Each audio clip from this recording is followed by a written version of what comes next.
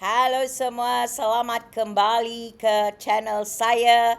Seperti biasa, jangan lupa untuk subscribe and like, okay?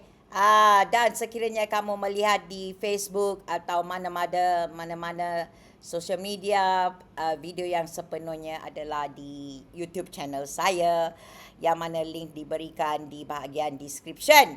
Dan terima kasih kerana menyokong kerja saya melalui Buy Me Coffee yang mana link ada di bawah video ini. Okey.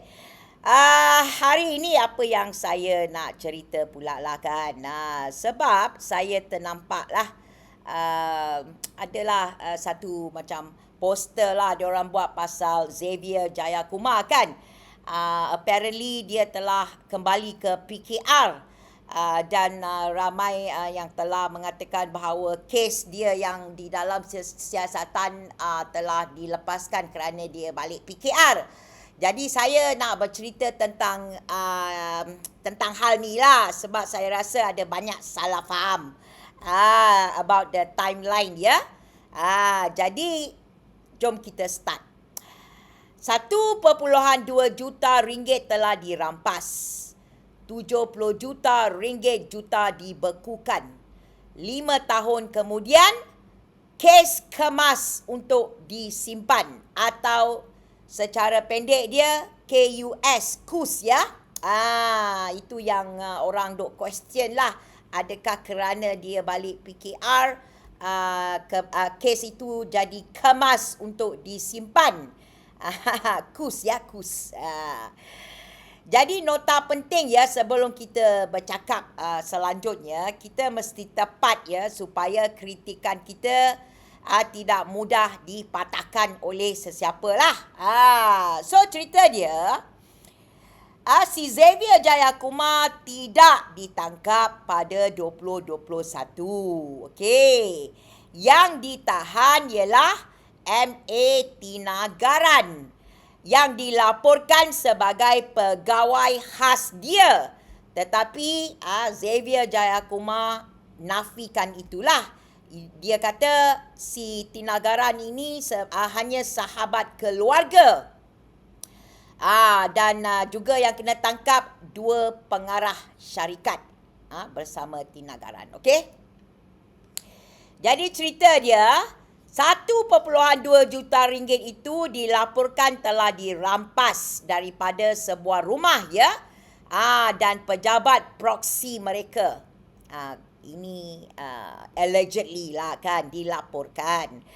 70 juta ringgit pula dibekukan dalam beberapa akaun individu dan syarikat. Jadi kita jangan terus kata semua wang itu adalah milik Xavier ya. So SPRM pun bukalah 2 kertas siasatan di bawah section 16-A. Akta SPRM 2009. Keputusan kemas untuk disimpan atau KUS ini sebenarnya dibuat ya oleh Timbalan Pendakwa Raya pada 2024. Bukan selepas Xavier kembali ke PKR pada 17 Ogos 2026. Tetapi keputusan itu hanya diketahui oleh orang ramai selepas isu tersebut dibangkitkan pada Ogos 2026. Baru ni lah. SPRM mengumumkannya pada 19 Ogos 2026. Okey. Setakat laporan awam yang saya temui lah. Sebelum ada penjelasan lengkap tentang nasib MA Tinagaran, 2 pengarah syarikat, 1.2 juta ringgit dan 70 juta ringgit dan kereta yang disita. Okey? Tidak ada penjelasan. Kita tidak boleh mengatakan ya Xavier pasti bersalah. Kita patut soal apa dia kerahsiaan kelewatan, kekurangan penjelasan dan persepsi campur tangan politik. Jadi yang pertama ya, sebagai pembukaan, inilah reformasi. Saudara dan saudari semua, pada tahun 2021, tajuk beritanya bukan kecil-kecil ya. 1.2 juta wang tunai dirampas. Akaun individu dan syarikat berjumlah kira-kira 70 juta ringgit dibekukan. Sebuah kereta mewah disita ya. 3 orang ditahan. 2 kertas siasatan dibuka ya berhubung dakwaan rasuah melibatkan projek kementerian. Bila pengumuman dibuat, bunyinya seolah-olah satu sindiket besar ya sudah dibongkar. Tetapi 5 tahun kemudian kita diberitahu, tiada keterangan mencukupi. Kes telah diklasifikasikan sebagai kemas untuk disimpan. KUS ya. Kemas untuk disimpan bahasanya begitu sopan. Fail dikemaskan, disusunkan, dimasukkan ke dalam kabinet. Tetapi ya, persoalan rakyat ya, jangan pula turut dimasukkan ke dalam kabinet. Okey. Jangan salah faham ya. Dalam negara yang berasaskan undang-undang, seseorang tidak boleh didakwa hanya kerana rakyat marah. Jika bukti tidak mencukupi, memang tidak patut didakwalah. Tetapi apabila jumlahnya sebanyak 1.2 juta ringgit tunai dan 70 juta ringgit dalam akaun, rakyat berhak mendapat penjelasan yang lebih bermakna ya daripada satu ayat. Tiada bukti mencukupi. Jangan buat spekulasi. Bagaimana rakyat tidak berspekulasi? Kalau kerajaan dan institusinya tidak memberikan maklumat. Yang kedua ya, apa yang sebenarnya berlaku. Inilah garis masa dia ya, saya cerita sikit. Pada Februari 2021, SPRM menahan MA Tinagaran bersama 2 pengarah syarikat. Siasatan dikatakan berkaitan penerimaan suapan ya daripada beberapa syarikat berhubung projek yang dianugerahkan ketika Xavier menjadi Menteri Air, Tanah dan Sumber Asli. Pada masa yang sama ya, 1.2 juta ringgit tunai dilaporkan dirampas. Akaun individu dan syarikat bernilai kira-kira 77 juta dibekukan. Sebuah kereta mewah turut disita. Dan pada Mac 2021, Xavier meninggalkan PKR dan menyatakan sokongan kepada Kerajaan Perikatan Nasional. Pada masa itu, C4 Center sudah bertanya ya sama ada siasatan tersebut akan diteruskan dan apa akan berlaku kepada wang serta aset yang disita. Persoalan itu ya bukan baru muncul pada 2026. Ia telah ditanya sejak 2021.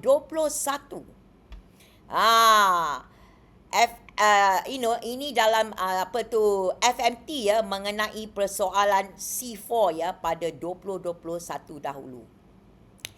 Jadi pada tahun 2024 pula menurut SPRM, Timbalan Pendakwa Raya telah memutuskan 2 kertas siasatan tersebut diklasifikasikan sebagai KUS. Kemas untuk disimpan. kerana tiada keterangan mencukupi untuk mendakwa Xavier Jayakumar. Namun ya, apakah keputusan itu diumumkan secara terbuka pada 2024? Nampaknya tidak, ya. Pada 17 Ogos 2026, Xavier disahkan kembali menyertai PKR. 18 hingga 19 Ogos 2026, bekas ahli Parlimen Kwa Kia Sung membangkitkan persoalan tentang kedudukan siasatan tersebut. Barulah SPRM menjelaskan ya bahawa kes sebenarnya telah diklasifikasikan KUS kemas untuk disimpan sejak 2024. Inilah persoalan dia. Jika keputusan sudah dibuat pada 2024, mengapa rakyat hanya mengetahuinya pada 2026? Selepas seseorang bertanya, kan? Fikir-fikir kan. Yang ketiga ya, dia kata tiada bukti yang mencukupi. Tidak sama ya dengan tiada apa-apa yang berlaku. Kita perlu memahami perbezaan ini, okey? Tiada keterangan mencukupi untuk mendakwa tidak semestinya bermaksud ya dakwaan itu palsu. Wang tersebut mempunyai sumber yang sah. Semua individu telah dibersihkan daripada sebarang salah laku atau tiada kesalahan langsung berlaku. Ia hanya bermaksud ya pihak pendakwaan berpendapat bukti yang ada tidak mencukupi untuk membawa pertuduhan terhadap individu tertentu.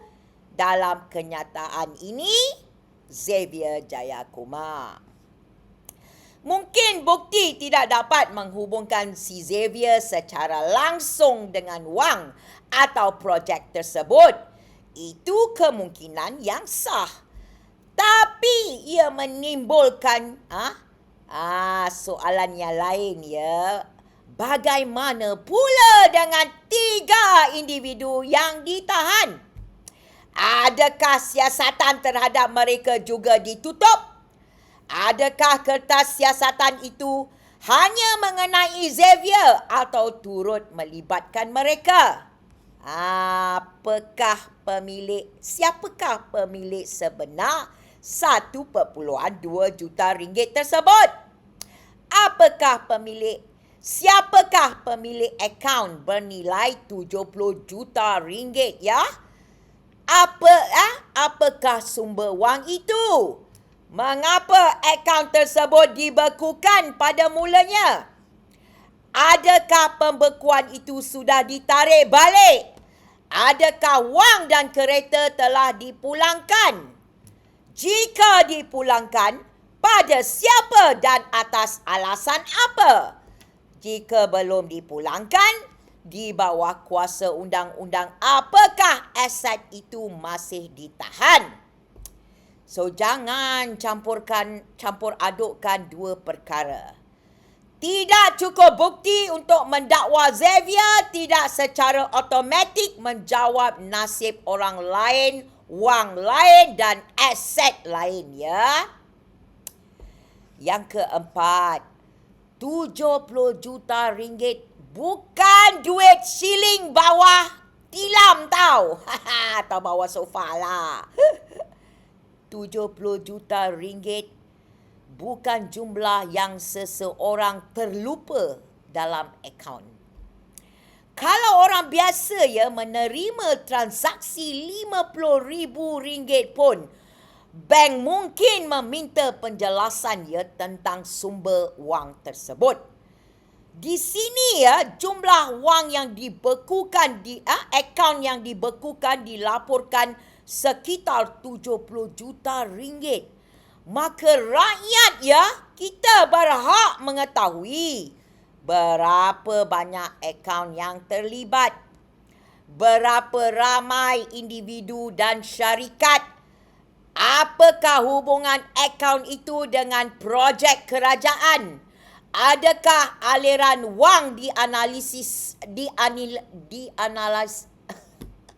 oh my god, dianalisasikan, analyze lah, that's why sometimes this English word becoming Malay is ayo.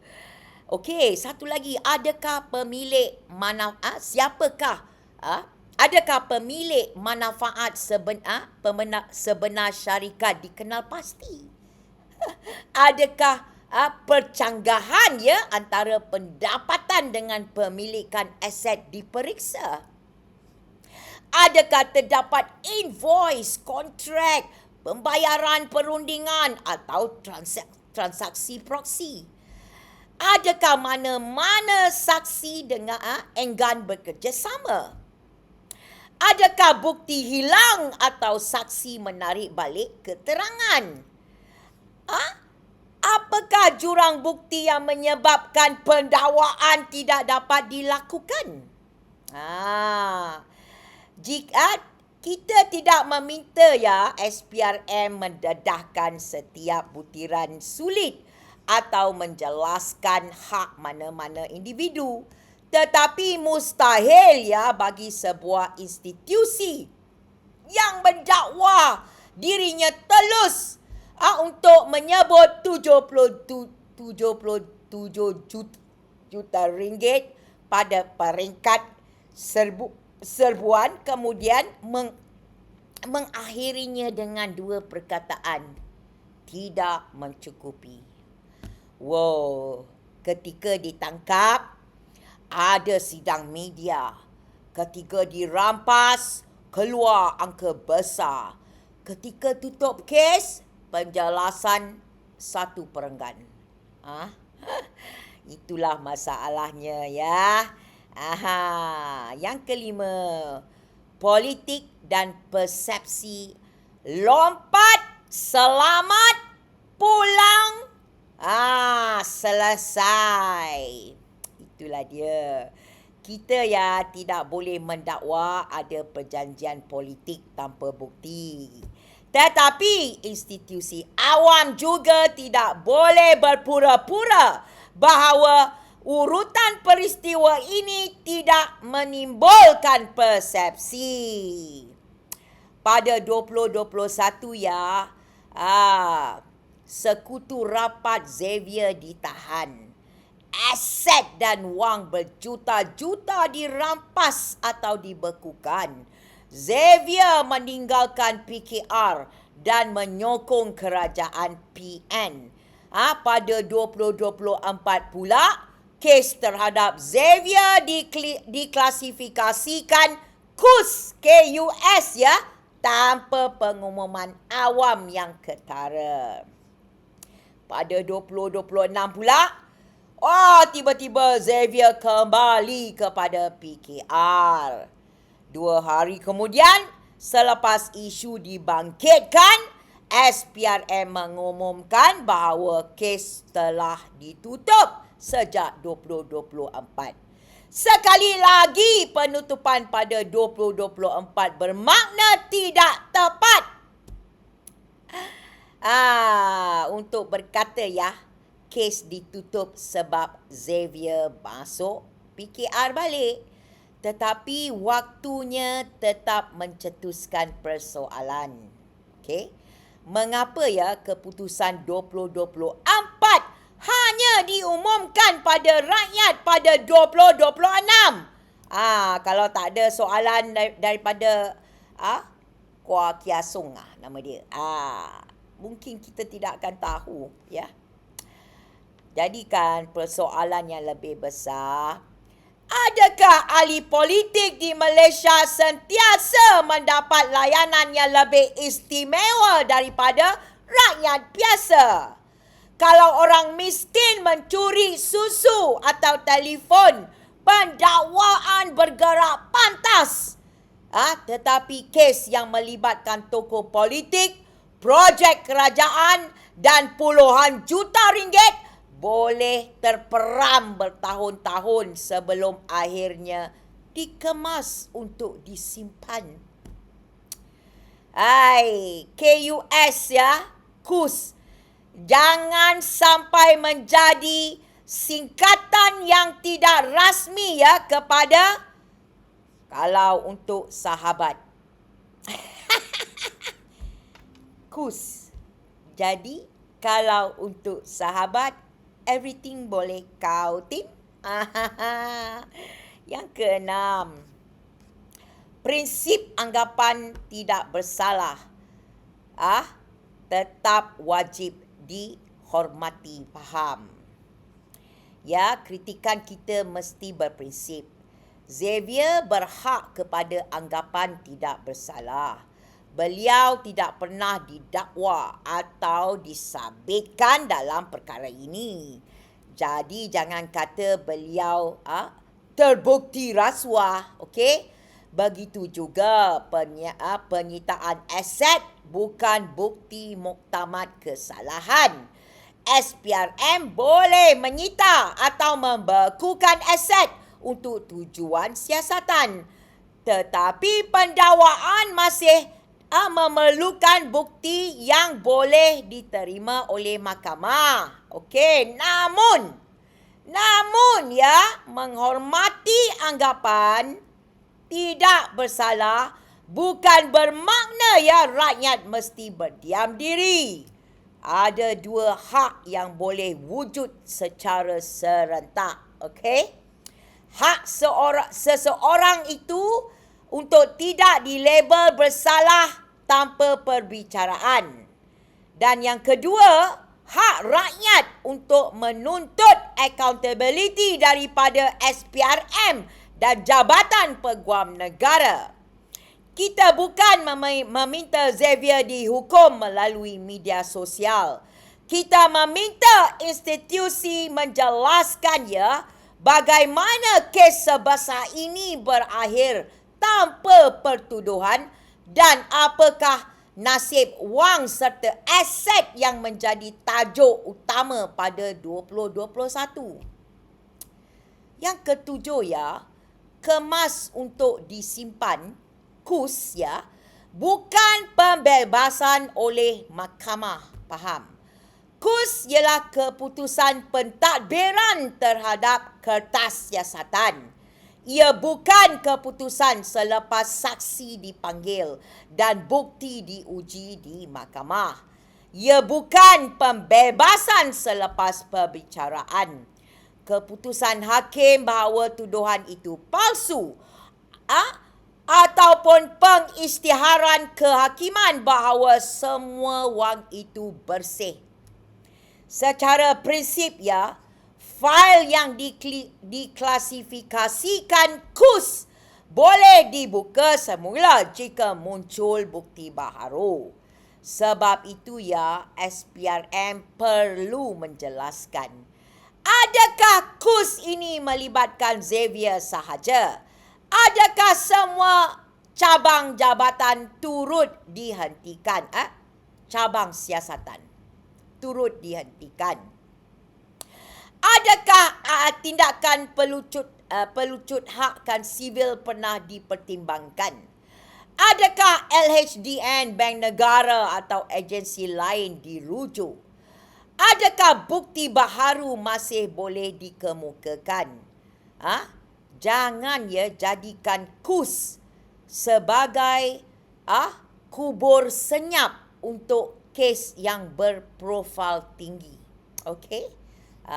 Yang ke-8, soalan terus kita kepada SPRM dan Peguam Negara.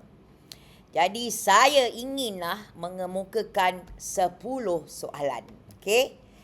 Yang pertama, adakah kedua-dua kertas siasatan hanya mengenai Xavier atau turut melibatkan individu yang ditahan?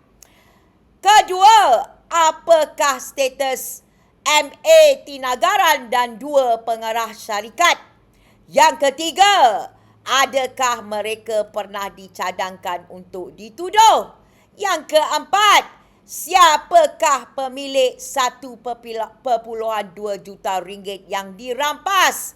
Yang kelima, adakah wang itu sudah dipulangkan?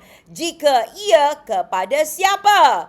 Yang keenam, apakah status 77 juta ringgit dalam akaun individu dan syarikat? Yang ketujuh, adakah akaun tersebut masih dibekukan atau sudah dilepaskan? Yang ke-8, apakah yang berlaku kepada kereta mewah yang disita? Yang ke-9, mengapa keputusan KUS pada 2024 tidak diumumkan sehingga Ogos 2026? Yang ke-10, apakah bahagian bukti yang tidak mencukupi? Unsur suapan, kaitan dengan projek, identiti penerima atau hubungan dengan Xavier. Tidak perlulah dedahkan maklumat yang akan menjejaskan pihak yang tidak bersalah. Tetapi berikan sekurang-kurangnya balasan yang dapat difahami dan diuji oleh rakyat. Okey. Ungkapan generik mengatakan siasatan profesional dan telus. Bukan bukti ketelusan Ketelusan mesti ditunjukkan, bukan diumumkan oleh institusi tentang dirinya sendiri. Yang ke-9, apa makna reformasi yang sebenar? Reformasi bukan bermaksud kes musuh politik bergerak disegerakan dan kes kawan politik disenyapkan. Okey.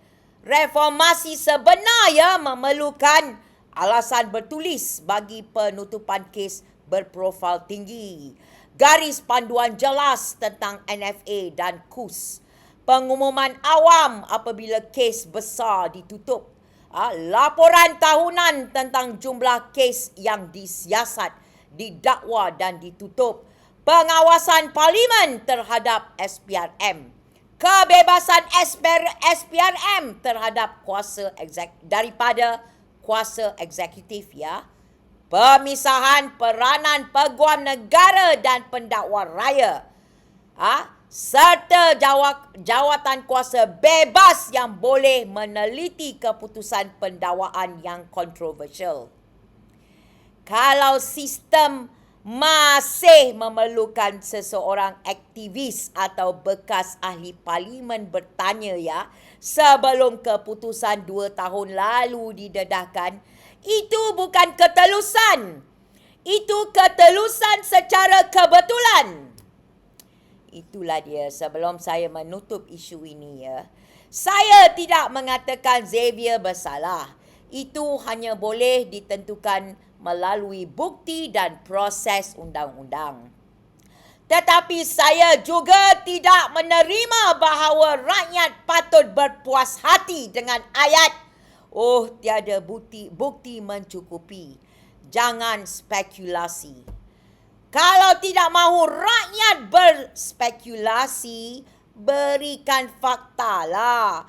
Beritahulah kita apa yang berlaku kepada 1.2 juta ringgit tersebut. Apa yang berlaku kepada 70 juta ringgit tersebut. Apa yang berlaku kepada kereta. Apa yang berlaku kepada 3 individu yang ditahan. Mengapa keputusan 2024 disimpan sehingga 2026? Mengapa kes berprofil tinggi sentiasa berakhir dalam kabus pentadbiran? Ketika serbuan bunyinya seperti perang terhadap rasuah. Ketika kes ditutup, bunyinya seperti bisikan. Reformasi tidak boleh hanya lantang ketika menangkap, tetapi senyap ketika melepaskan. Okey, kalau benar tiada bukti, jelaskan dengan terbuka dan bersihkan nama mereka secara wajar. Tetapi kalau institusi hanya berkata, percayalah kepada kami, sedangkan sejarah penuh dengan DNAA, NFA dan KUS yang tidak dijelaskan, jangan salahkan kami sebagai rakyat kerana hilang kepercayaan. Fail mungkin sudah kemas untuk disimpan. Persoalan rakyat masih belum lagi. Okey, itulah saya nak cakap tentang ini ya. Saya harap kerajaan kita akan menjawab soalan saya ya. Supaya tidak ada keraguan lagi di antara rakyat-rakyat tentang apa kerajaan ini sedang buat. Okay. Alright people, see you again in my next video. Bye-bye.